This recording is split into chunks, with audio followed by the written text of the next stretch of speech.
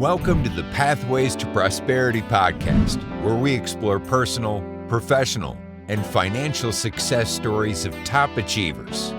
Let's dive in. All right.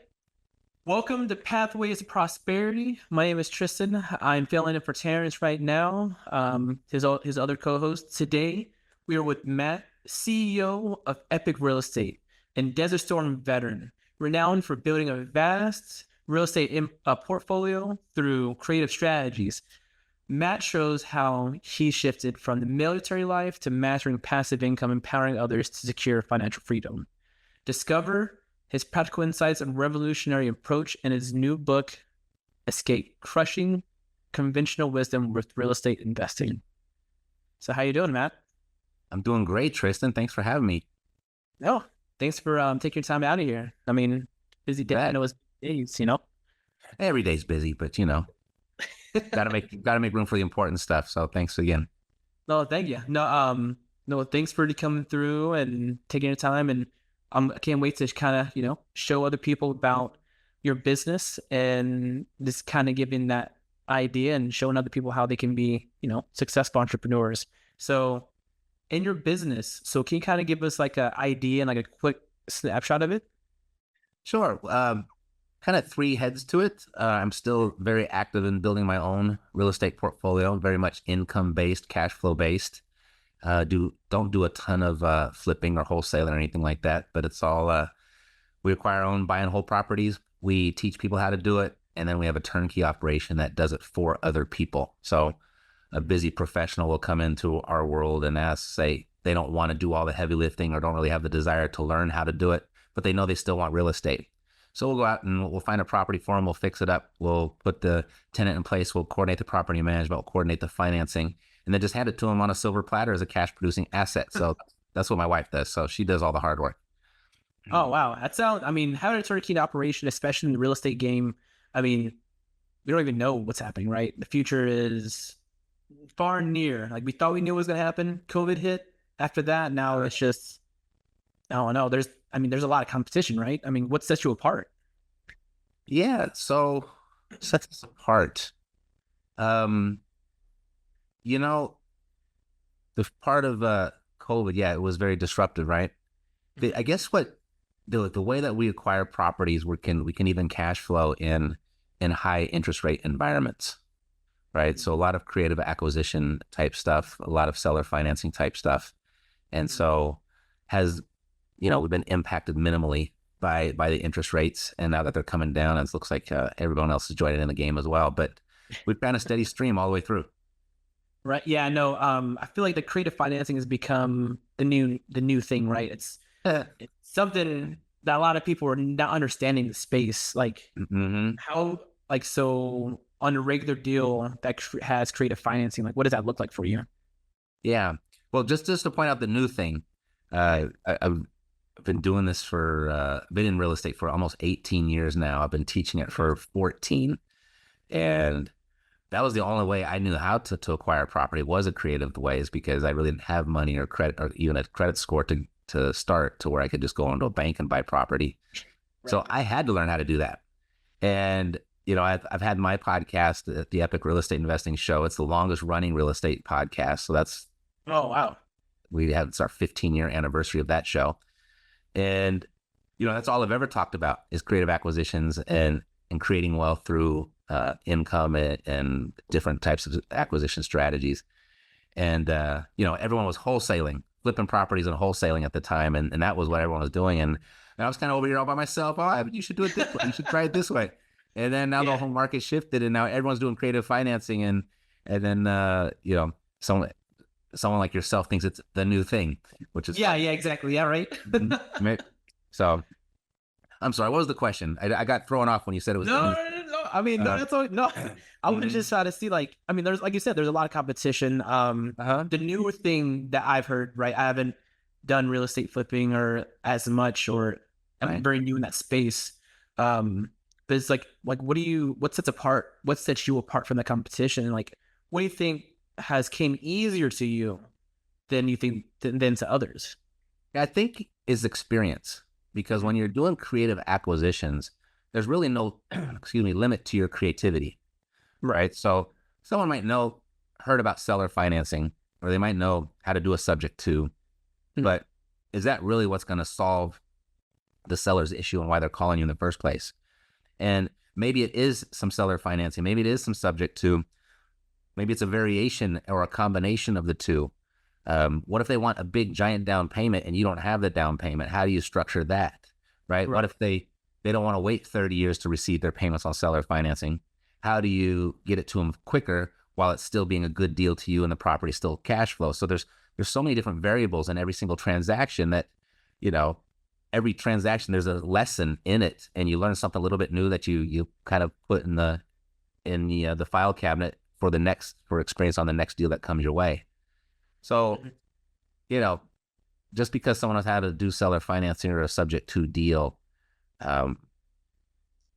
they're probably still limited just because of their experience, not because they're good or bad or right or wrong, but just based on their experience of how to handle every single situation a seller might throw at you. Right. And so yeah, like you're saying, like you're a teacher also. Like you, like obviously the experience you have is so valuable that you being able to really show other people like what you can do. And do you have like a group that you really have that they can talk together? Like how do you talk to your students? Yeah, so we have we meet here in my Vegas office once a quarter, but then we get together once a week virtually on we do it on Thursday nights. Got a group called the Follow Through Crew, and so we help everybody come together. We answer their questions, look at their deals, help them get things done so that they actually do follow through. And so that's a thriving community. Okay. Yeah. Being in the real estate in general, I feel like it's very, like I said, a lot of people are flocking to it, right?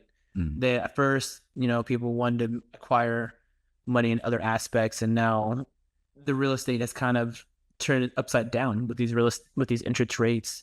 Now it's going backwards, but we don't really know what's going to happen. I feel like during the presidential election, it kind of goes, goes opposite. So, like, what do you foresee happening in the future? Yeah, it's interesting because, we're talking about when this is going to be released. So here we are 2 days away from an election. So, and people will be listening to this before we knew what the results were, right? Right. I think, here's my guess.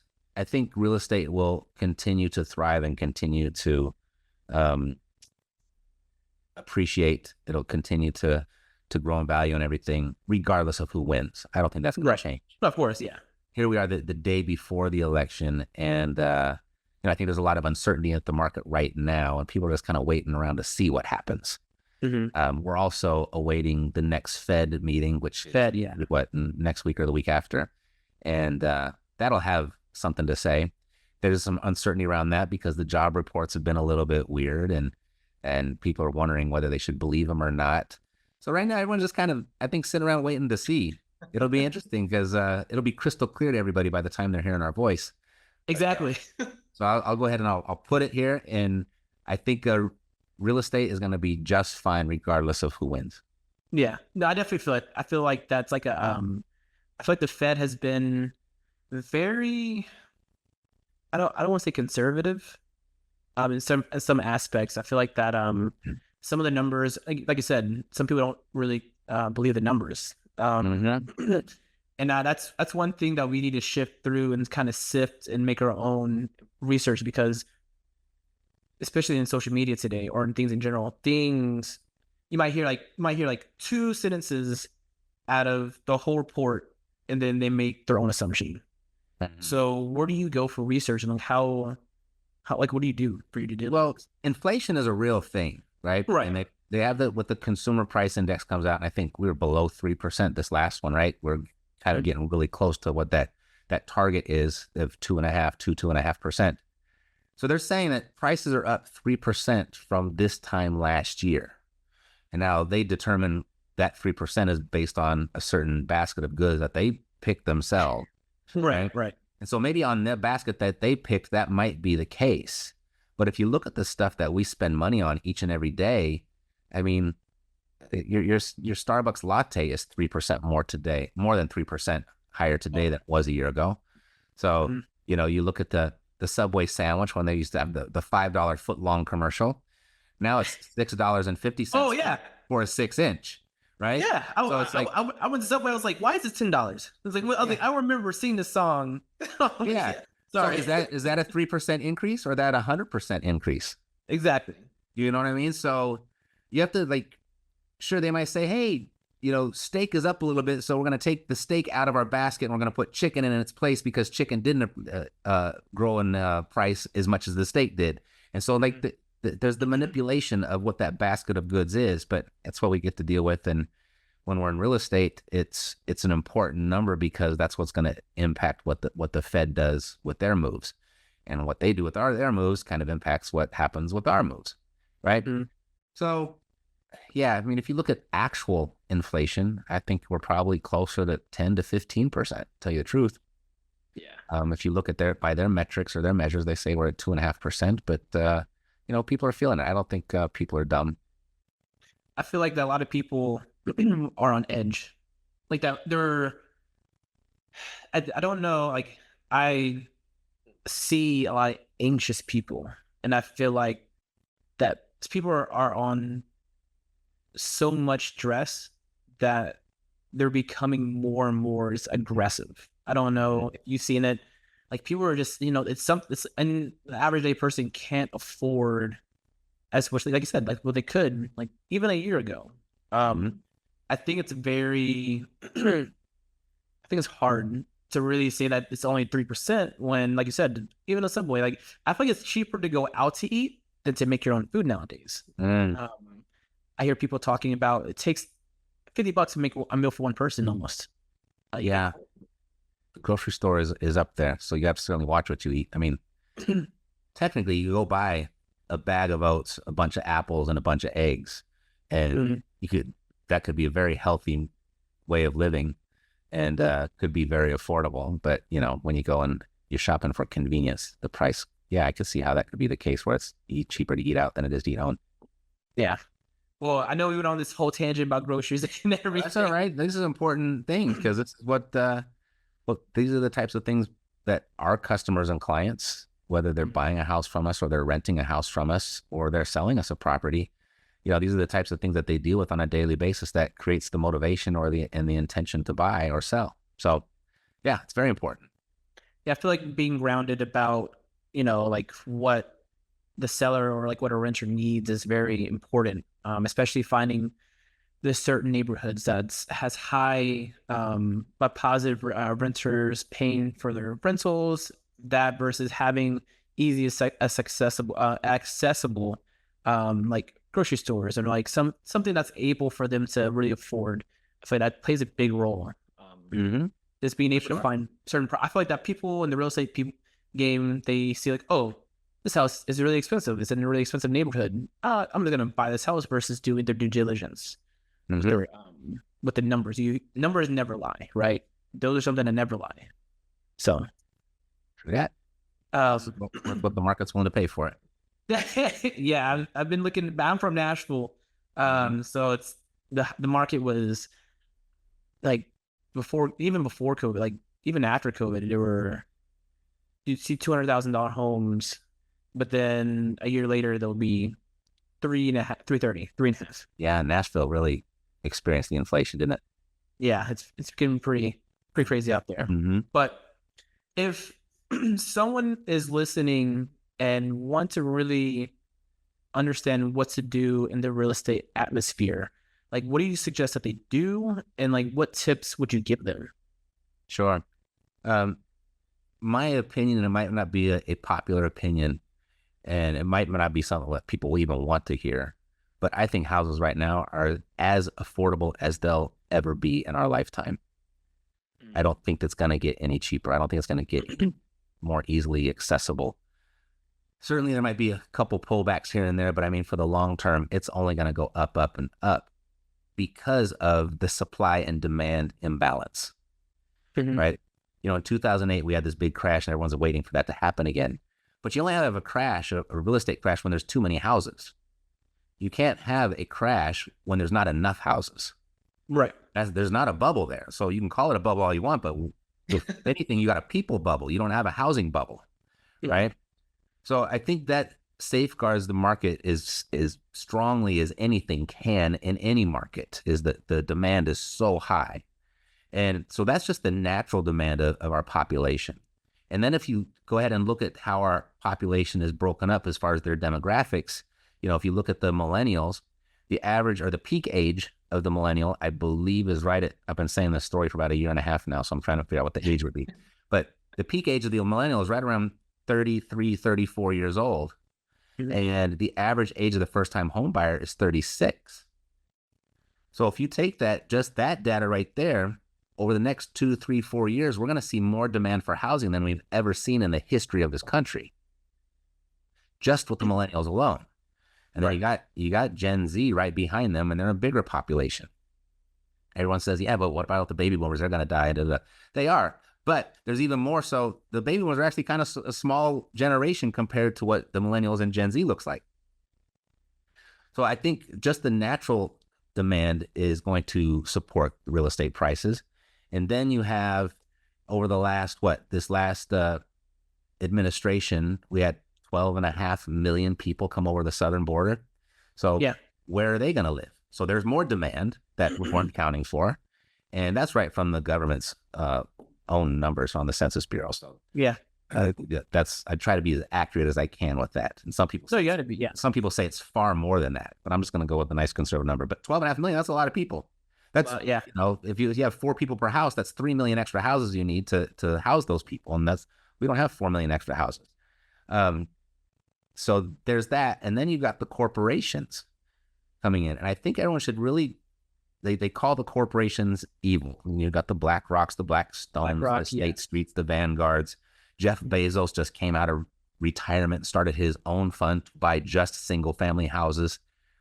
There's a reason for that. If big money is going after single families, the only reason they're doing that is because they know that's where the money's at, because they know it's such a deficit in the supply. So when you have huge demand and small supply, prices only go one direction. Right. So, if you go ahead and you pay attention to the masses and everyone says, oh, the real estate market is terrible, it's going to crash any minute. But then go watch what the smart money is doing right now. They're buying as many single families as they possibly can. Mm-hmm. So are you going to listen to your neighbor next door that's singing the blues, or the person in the cubicle next to you that's singing the blues? Or are you going to go see what the smart money is doing? They're laying it out. They're not even trying to hide it anymore. They're like, hey, we're buying as much as we can. The new home builders aren't even building houses to sell anymore. They're building communities to rent. Mm-hmm. So even they get it. Like, hey, we're going to make more money by building these and holding on to them than we are by building them and reselling them. It's all out there. So I really believe that as far as advice goes, they say the rising tide lifts all boats. And this tide, it's going to rise. So you better get as many boats in the water as you can. Yeah, I think that it's really hard for someone to start. Well, I think there's two folds. I think that I'm a millennial, so a lot of people want quick money. They want to do, that's what they see. They only see all this Instagram and stuff like that showing that quick money is easy. But then they fail miserably. Then they lose all their money. Then they can't afford certain, not everyone, right? It's just a very certain percentage. So it's like, some people aren't even able to afford the rent sometimes. So it's hard for people to even afford for a house. And like you said, BlackRock, the big Vanguard, people coming into the housing market, they're having discrepancy because they're like, I don't know how to afford or how to even buy a home. But with your knowledge, like you said, you do creative financing. I feel like there's ways to be able to afford things, but I don't think that everyone wants to do the work to try to do the creative ways. They only see the black and white, they don't really see the gray sometimes. So I think it's really good that you have that expertise and then you have those monthly meetings. On top of that, you're able to show that, hey, this is why I'm successful and this is what you can do. And people either they want to do it or they don't. So it's very true. And you kind of hit the nail on the head. People don't want to do the work because there's opportunities out there. You don't have to know how to do creative financing like the way that I do it. If you really want to own a house and you're not just a total, bum who has a terrible credit score and no job, right? If you're not that, and you want to own a house, you absolutely can. Right. And so the FHA is minimum down is 3.5%. Mhm. Right. So what is that? 10 grand? Yeah. And just about anywhere in the country, maybe you got to move outside the city an hour or something like that. But if you really want to own a house, you can. Yeah. 10 grand down will get you in something. Might not be your dream home, but that's okay. It's just, you're not going to be there forever. But then you go in, and now I'm talking about doing the work. Now there's probably a dozen different grants out there that'll actually pay the down payment for you if you want to do it. And so I wrote a whole little thing. It's the Zero Down Kit. Coincidentally, it's at zerodownkit.com. But it gives you 10 different ways of how to go and do this if you really want to. Like, you can go and complain that, hey, this sucks, I can't afford it, and those damn corporations and everybody's buying up all the houses and blah, blah, blah, blah. Now, you can complain all you want, but if you want to be a part of that, you can be. You really can be with no money down. Well, how am I going to afford a mortgage? Well, buy a 3-bedroom and rent out to your buddies. Let them be your tenants, right? So there's a ways you can do it. And like I said, you don't have to stay there forever. This is just a stepping stone, but you got to get in the game or else the game is going to pass you up. Yeah, I know. I was talking to a friend recently, and they were like, they can't afford. But like, I know that there is, even like you said, there are obviously certain people who can't because of this certain things happen. But first, he didn't know about the FHA. I told him about grants.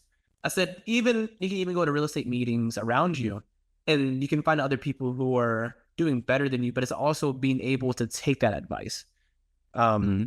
I remember when we went through the DIY era where everyone was like doing everything by themselves. I just read an article that like the new millionaires are plumbers, are like people who like do the work around us, like doing contractors, or the welders or the linemen, but no one wants to do that, right? Yep, the supply and demand again. Exactly. Right? So there's a huge demand for those trades, and nobody wants to do it. What was it? The last thing I just saw was 68% of all Gen Z wants to be a social media influencer. Yeah, no, they don't want to be a plumber. They don't want to be an electrician. They don't want to do that, right? So, I mean, there's a guy named Galloway. Is it Scott Galloway? Really wealthy guy, and he's got a podcast right now. I listen to him. I think it's Scott Galloway. I might be wrong. I know there's somebody listening. No, it's Tim Galloway. Yeah, they're yelling at you right now. They're like, you don't know what you're. But anyway, he said something recently that I heard him say, the more sexy the business, the more competitive and less likely you are to thrive and make it. And he talks about Hollywood, and talks about if you're going to be a singer or a rapper or an athlete or a social media influencer, he now puts in that category, the more difficult it's going to be. But the more boring the business, the more likely you are to become rich. And now enters the plumber, right? Yeah. Now enters the painter. I mean, I got a buddy who makes $7 million a year just painting lines in parking lots. I'll be that guy. Totally. You got 1 million gallons of white paint in his warehouse, and he just goes every day and paints white lines in parking lots. So that's just in buying and holding houses. It's kind of that category. It's a really boring business, right? You build the assisted living. That's like, you're not going to make the cover of any magazine or be on TV for that, but it's a need in society, and the fewer people that do it, the more opportunity there is to succeed at it. So you guys are doing great. Yeah, it's it's kind of like, I remember when I started knowing that like I was different, is that I didn't mind those jobs. I didn't mind those business ideas. Because like you said, everyone wants to be a social media influencer. Some people will. I mean, that's what you see on YouTube, right? Or Instagram. That's what they see. Mm-hmm. But like, I don't mind owning a laundromat. I don't mind going around the city, putting vending machines somewhere. What's nice about those jobs is that hard work actually pays. Yeah. Because you can work hard being a singer. You can work hard being a basketball player. You can work hard, being a social media influencer. That doesn't mean you're going to succeed, right? But you can work your ass off being a plumber or a carpenter or something like that. And that's where just brute force hard work really pays. Mm-hmm. When you get into the more sexy stuff, it's like, Now it's more smart work. Then it's like there's a lot of chance involved and a lot of, I will say it, luck or Yeah. jinx. I mean, I could practice as hard as I want with the basketball. I ain't ever gonna make the NBA. And my 13-year-old son, he ain't ever gonna make it. Right? Doesn't matter how hard you work. So it's, I think the hard work part, I think that's a huge advantage of those types of professions. I think it's very much consistency. I think that, like you said, once they realize, oh man, it's gonna take how much longer? Like it's gonna be how much I'm honing on these skills. Let me just take a little picture real quick. I want to take a picture of my food. Let me send it to the manager, and maybe I could do that. Consistency, I've learned. That's what you can tell when someone's different. That's when they're consistent. Cool. So I definitely see that just around all aboard. So, Sure. And doing your whole real estate and also like being able to teach people, what have you seen recently has been the biggest challenge in engaging audiences or even acquiring properties? I think the public sentiment is, and again, we're having this conversation the day before our presidential election. Right. And I think that the public sentiment is just, they're kind of like, there's so much uncertainty. They don't know what's going to happen. And I think a lot of people have tomorrow marked on their calendar, like, okay, I'm going to go for this once this is over. You know what I mean? Yeah. And so I see that with buyers and sellers alike. Mm-hmm. The issue with sellers probably right now the most is, unless they need to move, unless they have to move, they're probably not going to move, because where else are they going to go? Yeah. It's kind of the thing. Like, do I want to make a lateral move for a bigger house payment? I think the stat is 80% of all loans are 5% interest rate or lower. And so, do I want to go make a lateral move at a 6% interest rate, and it's going to cost me more and maybe not even have the nice house or the nice as house or in the nice neighborhood? So there's a lot of that. I think just getting sellers to but you can't blame them, because if I were in their shoes, I would probably sell it too. It's just to wait till something moves. But nothing is really going to move until supply starts catching up. So that's going to come from a few different ways. Either older generations are going to have to start dying. We're just going to have to wait for those houses to become available. Mm-hmm. Or we're going to have to wait for foreclosures. And that's typically or traditionally what would cause an excess supply. But foreclosure rates are actually down this year than over last year. And everybody was saying, hey, foreclosures are up. They were last year. And they say they're up by 20%. But yeah, they're up by 20% of zero. Yeah. And then this year, they're actually lower. I mean, the first 6 months were actually less foreclosures than there were in the first 6 months of last year. So we're not going to get this giant foreclosure tsunami where that's going to flood the market. And then new home builders, that's all we really have left. Or we have to start changing the way that, or we're going to be changing the way that we're living, which I see is what's happening right now. You're seeing more and more generations of a family underneath one roof. So now you got the grandkids, the kids, the parents, and you got the grandparents, right? So now it's just kind of how it works overseas and in Europe mostly, because that's how they live. And so that's kind of happening over here. So I don't know where the supply is going to come from. The only thing I can think of is, if they drop these interest rates, then people are going to be scrambling to go and try and upgrade, take that opportunity to get into a new house. But when that happens and everyone's got cheaper money, it's just going to drive prices up even more. Yeah, I feel like everyone, like you said, everyone's holding. And, I feel like, in my opinion, like you said, the neighbors not next to you who are millionaires or billionaires, they're talking this, but the real money's going this way, right? That discrepancy, no one knows really what to listen to. And it's like, what was it like? When everyone wants to hold their money, that's when you start putting money in stock market. I mean, I'm not saying everything. There's that saying, like, when everyone's greedy, you hold your money. But when everyone isn't, like, that's when you start spending it. It's like, what do we listen to? And for me, my generation, obviously, we see a lot. We want to find quick information. We don't want to do that due diligence of really digging deep. And I think that's like something that we need to start really getting back into. It's just making our own due diligence, making those decisions that aren't for the now, but also for the future. But yeah, I think people just trust yourself a little bit more. Trust your own instincts. I mean, open your eyes and open your brain. Another good example was, COVID. We just came through the pandemic, and we saw that just kind of that whole experience really manipulated people's way of thinking through the whole thing. Oh yeah. I was just like everybody else the first couple of weeks. I was like, oh shit, what the hell's going to happen? And then, but here in Vegas, I kept going to my gym, and they never required masks to go into the gym, right? And they had this giant mega gym. So there's always 200, 300 people in there working out at all times, all day. Yeah. And I went in there, and there's like, I didn't want to wear the mask, and I'm looking around outside, and like, okay, people aren't just falling out of the sky and dying on the sidewalk because of this really dangerous virus. And so the longer it went on, the less concerned I became. And then after about 3 or 4 months, even when the news was saying, hey, the new strain is on the rise, I'm looking like, well, all 300 people in this gym are still here. I see them every single day, right? So it's that type of thing where I was kind of like, I started to call BS, and I stopped believing what everyone was saying.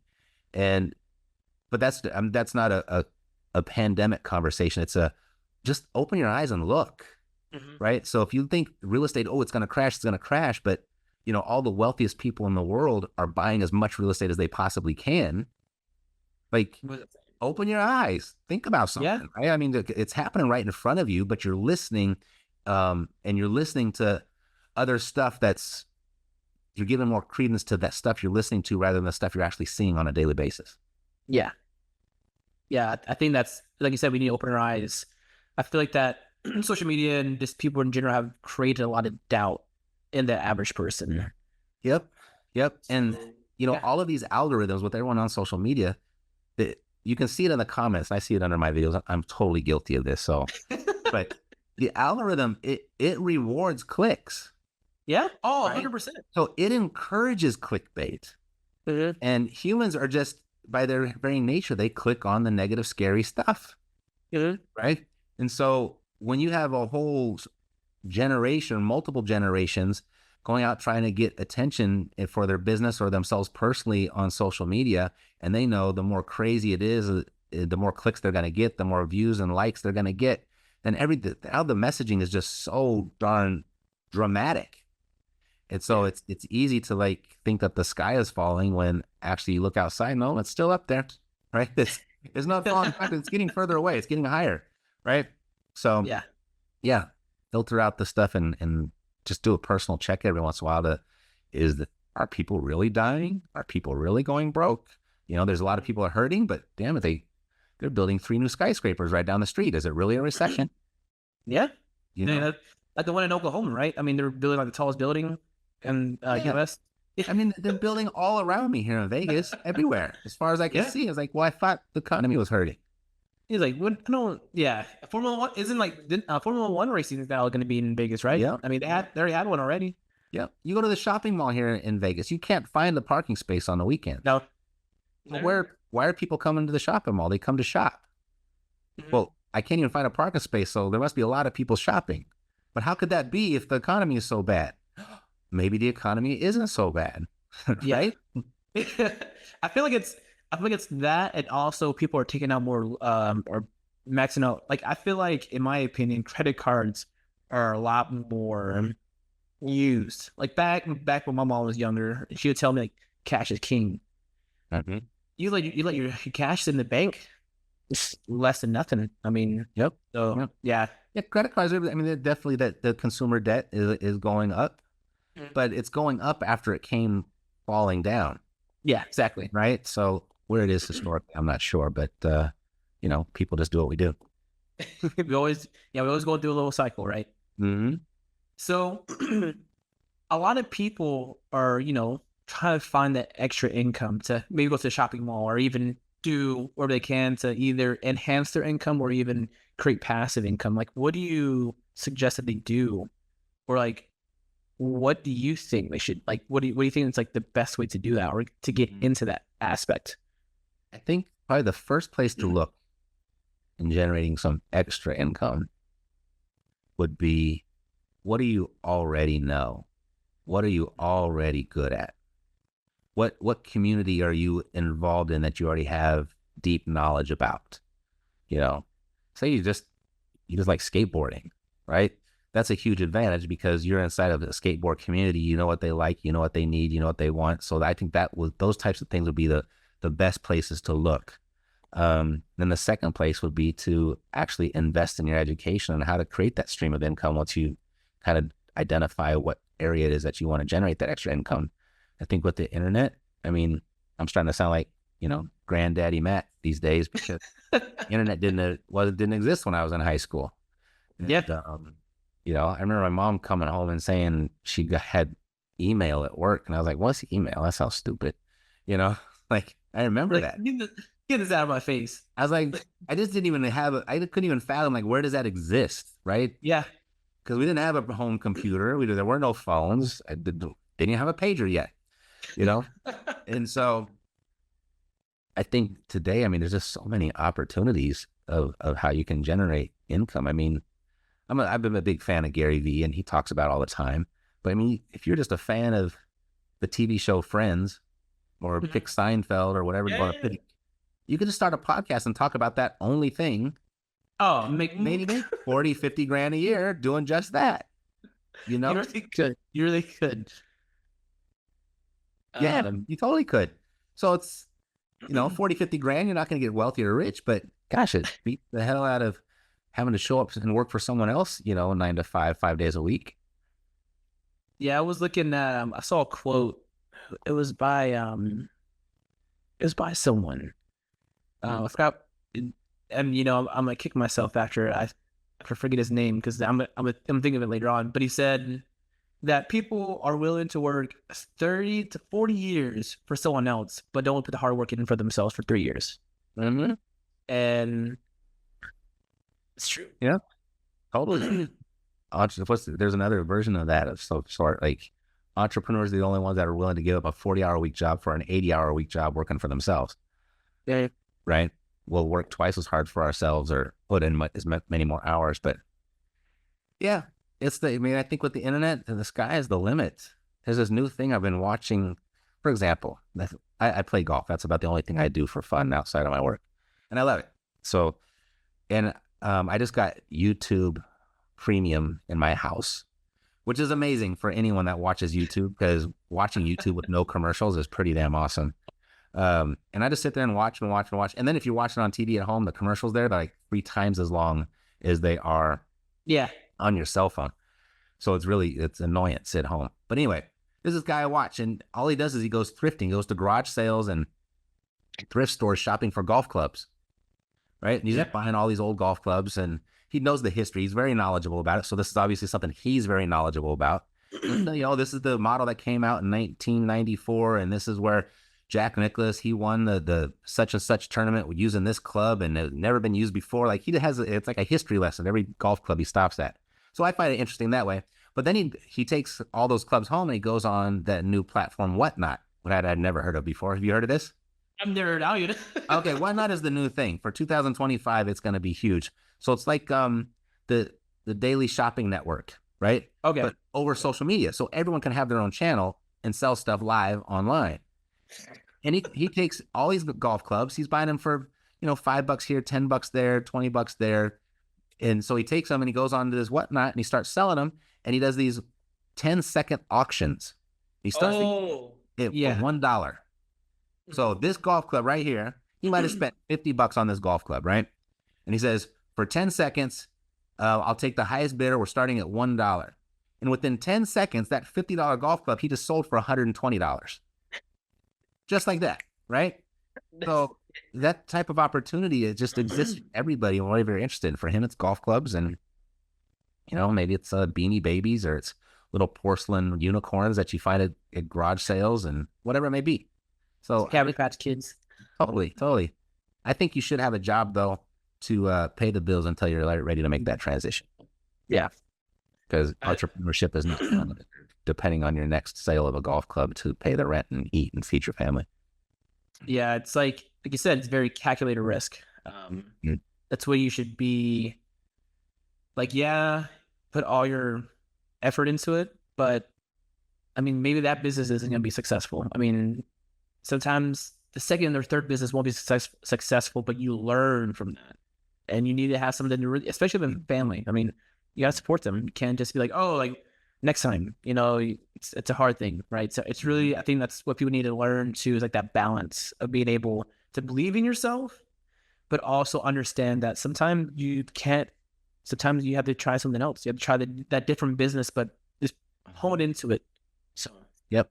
I firmly believe, though, to bring it back around, that the average person doesn't stand the chance at any sort of real financial freedom unless they incorporate real estate into some shape, form, or fashion into their financial plan. Mm-hmm. They don't have to be full-time real estate investors, but you need one or two properties. You have to have them. Otherwise, inflation is just going to run away with you. But if you're holding real estate, it allows you to keep pace and stay up with inflation, regardless of which direction it goes.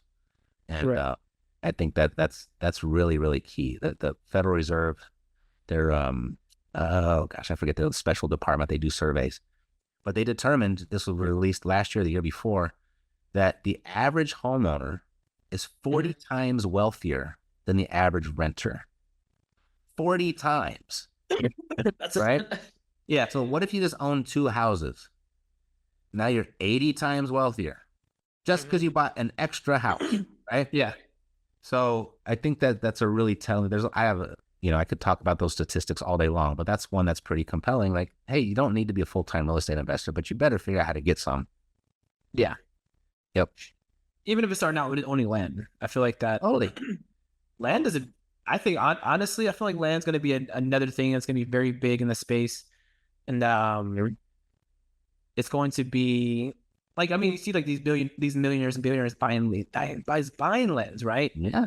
And after that, the selling. Don't look what the crowd is doing. Look what the smart money is doing. Yeah.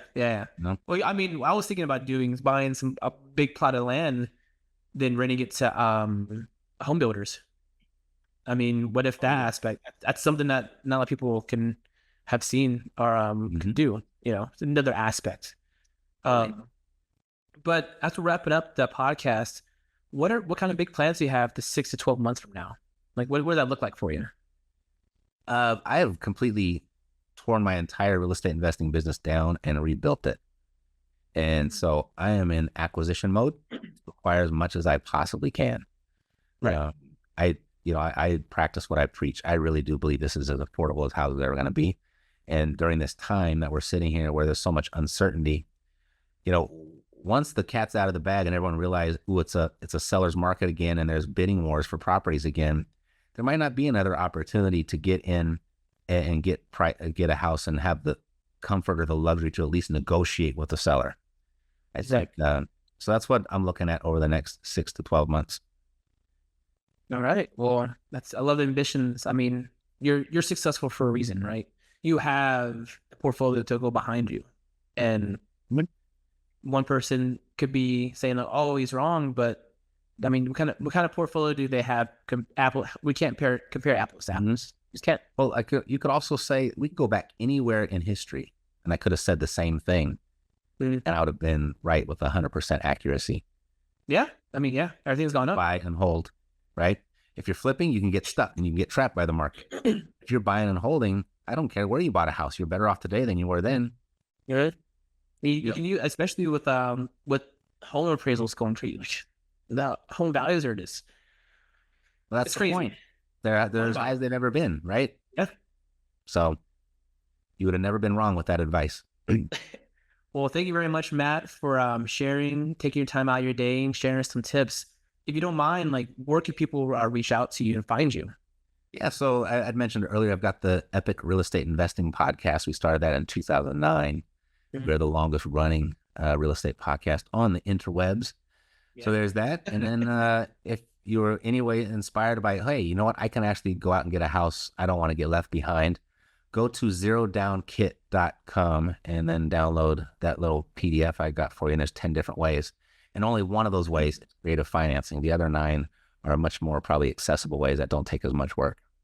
Okay. Do you have any social media at all too? Yeah, well, yeah, my Instagram is and my TikTok is So my YouTube channel is probably where I spend most of my time, and that's at Epic Real Estate. Okay.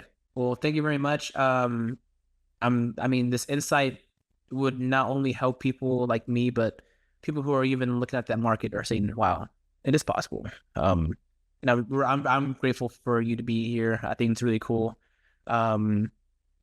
Yeah, I think that's a very uncertainty. Like you said, tomorrow's election. We don't know what's gonna happen. It's a head to know. toe. We're gonna look really smart or really dumb by this time. Hey, at the end of the day, it's still out there for me. Yeah. Hey, we took a shot, right? Exactly. Cool. All right. Well, thanks, Tristan. I appreciate it, and say hey to Terrence for me. I will. Thank you for being here. You bet. Take care. Thanks for listening to the Pathways to Prosperity podcast. Got a success story to share? Visit pathwaystoprosperitypodcast.com/guest and apply today.